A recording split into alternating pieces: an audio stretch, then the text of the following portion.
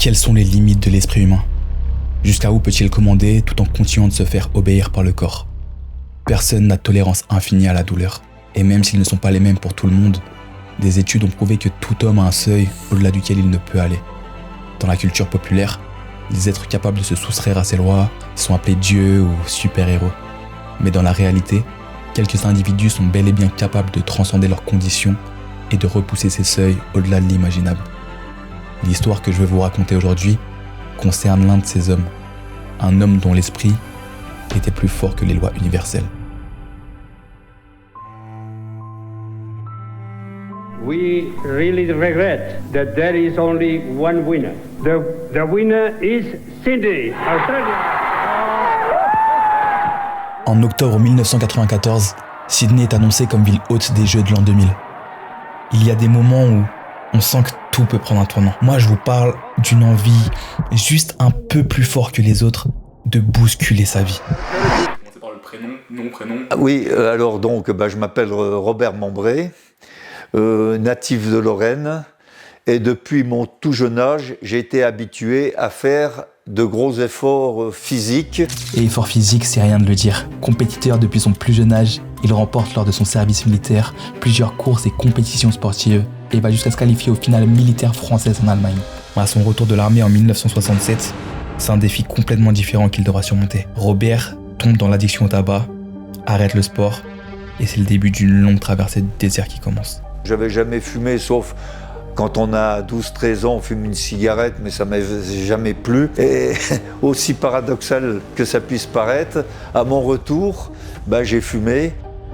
Mais en 1973, Robert vient à bout de son addiction, il reprend le sport et à partir de là, il ne s'arrêtera plus. J'ai commencé à courir des marathons, des triathlons. En 77-78, en course à pied officielle, j'ai couru Paris, Gao, Dakar. Ce qui nous amène à ce jour d'octobre 1994, où devant sa télé, une idée, juste un peu plus forte que les autres, vient de germer. Le 15 septembre, le jour de l'ouverture des Jeux Olympiques en Australie, j'arriverai au stade. Alors oui, je sais ce que vous vous dites. Arriver au stade, tout le monde peut le faire. Lui, ce qu'il veut, c'est rallier la Thaïlande à Sydney, soit plus de 10 000 km en 178 jours. Pour vous donner une idée, il s'agit de courir 60 km par jour, tous les jours, pendant 6 mois. Certains diraient que ça n'a aucun sens. Tu m'étonnes.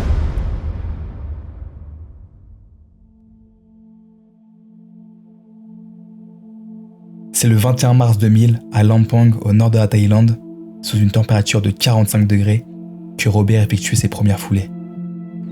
L'air est lourd, le bitume est brûlant, le souffle manque rapidement.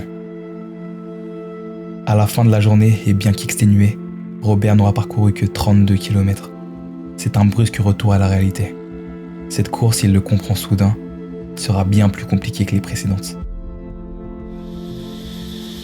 Malgré cette première journée compliquée, Robert semble petit à petit trouver son rythme.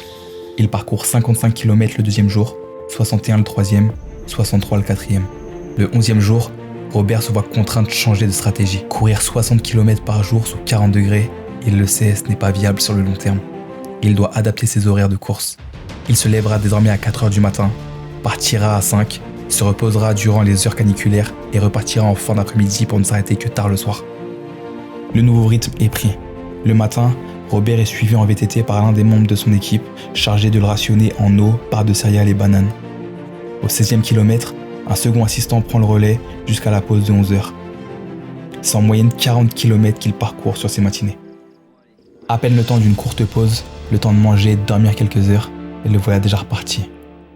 Si quelquefois ils ont la chance d'être accueillis chez l'habitant pour dormir et se doucher, la plupart du temps, ils devront faire avec les moyens du bord. Selon Robert, c'est tout simple, c'est la tête qui commande et le corps qui obéit. Et si c'est vrai dans une certaine mesure, lorsque l'on pousse le corps dans ses retranchements, il emporte forcément les séquelles. En plus des conditions déjà extrêmes, c'est désormais sur des pieds meurtris et sanguinolents que Robert doit parcourir ses 60 km quotidiens. Ironiquement, c'est le 9 avril, le jour de ses 55 ans, et après avoir parcouru 1167 km, que le pire arriva. Robert est immobilisé. Une douleur intense lui lancine la jambe. Le médecin lui diagnostique une ténosynovite, une inflammation du tendon, et lui impose 1 semaine de repos complet. La situation est dramatique. La nouvelle risque fort de mettre en péril tout son projet. Car si la blessure n'est pas grave, Une semaine sans courir, c'est plus de 400 km de retard sur son plan. Robert le sait, mais il n'a pas le choix. Il doit se plier à la décision du médecin. Le lundi 17 avril, Robert peut enfin repartir. La reprise est difficile.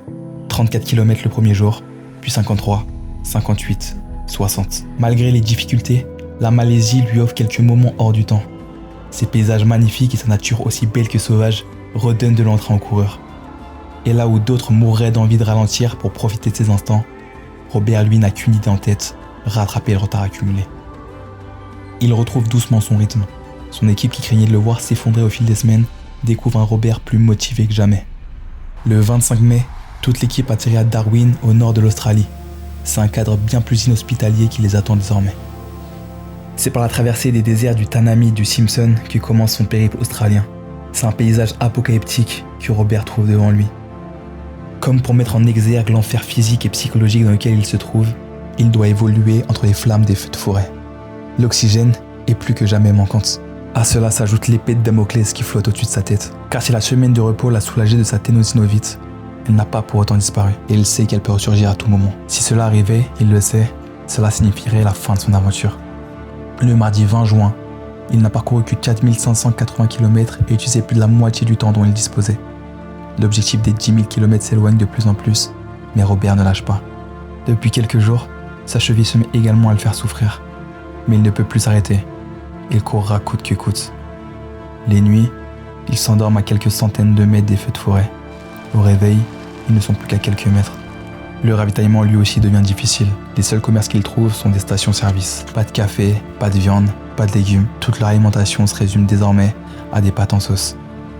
Le 4 juillet, Robert doit se rendre à l'évidence. L'objectif initial ne sera pas atteint dans les temps. Il doit réduire son périple journalier à 50 km. Mais une chose est sûre, il ira jusqu'au bout. Le lundi 17 juillet, Robert arrive à Higher Rock, un rocher culminant à 348 mètres au-dessus de la plaine. Ce lieu est réputé comme sacré pour les aborigènes. C'est également par ici que la flamme olympique y passait. Pour Robert, c'est tout un symbole. Bien qu'il lui reste de la route et qu'il soit déjà à bout de force, il est important pour lui de la gravir. Pour ne pas accumuler davantage de retard, il le gravira durant ses heures habituelles de sieste. Le samedi 12 août, Robert passe le cap des 7000 km. De nouvelles blessures l'ont contraint à quelques nouveaux jours de convalescence. La date butoir approche. Robert voit le bout du tunnel et cela lui redonne de la force. Il atteint régulièrement une vitesse moyenne de 12 km/h et parcourt 62 km par jour. À défaut de parvenir aux 10 000 km dans les temps, il fera les 9000. Le paysage et la météo ont changé. C'est maintenant des déluges que Robert affronte chaque jour. Quelques chaînes australiennes, averties de l'exploit unique du quinquagénaire, lui dédient un court reportage. À 10 jours de l'arrivée, à la fin de ses 60 km quotidiens, Robert s'effondre. Ce soir-là, il dira à son équipe « J'ai trop souffert. Après Sydney, j'arrête définitivement la course. » Disons qu'il y a beaucoup d'entraînement, mais c'est ma dernière course. Oui, c'est fini. C'est fini. Fini la course, c'est terminé après. Le jeudi 14 septembre, à la veille de l'ouverture des Jeux, quelque part entre Gosford et Sydney, une violente dispute éclate entre Robert et un membre de son équipe. Robert les abandonne. Il part sans eau ni provision et va parcourir plus de 100 km en 27 heures sans s'arrêter.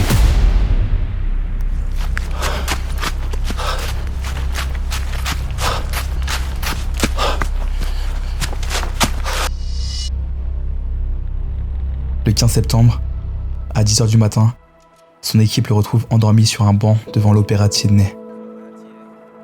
Pierre Salviac, célèbre présentateur de France Télévisions, tombe sur eux.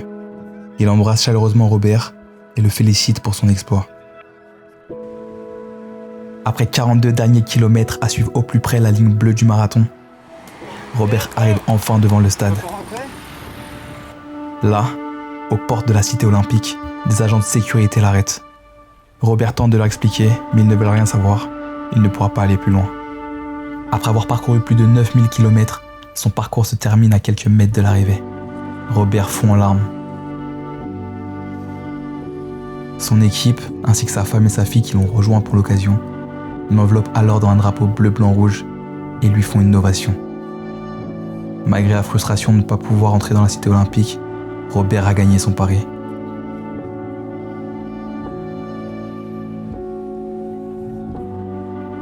Sa fille lui offre alors une mignonnette de whisky la première depuis 5 ans.